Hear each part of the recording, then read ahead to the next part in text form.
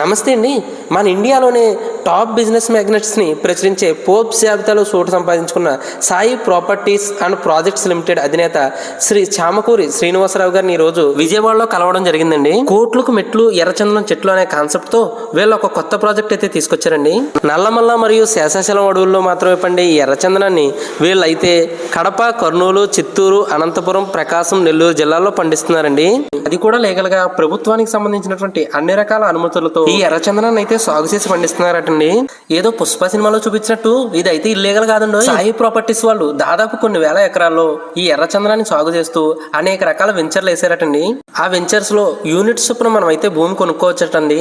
ఒక ఎకరానికి 4 యూనిట్లుగా ఉంటాయని, ఒక్కొక్క యూనిట్ 8 లక్షల వరకు ఉంటుందని ఆసక్తి గల రైతులు ఈ ఎర్రచందనం గల నేలలో పెట్టుబడి పెడితే ఇది భవిష్యత్తులో 11 నుంచి 12 సంవత్సరాల తర్వాత ఈ ఎర్రచందనం కోట్లలో ఉంటుందటండి టన్ను ఒకటి.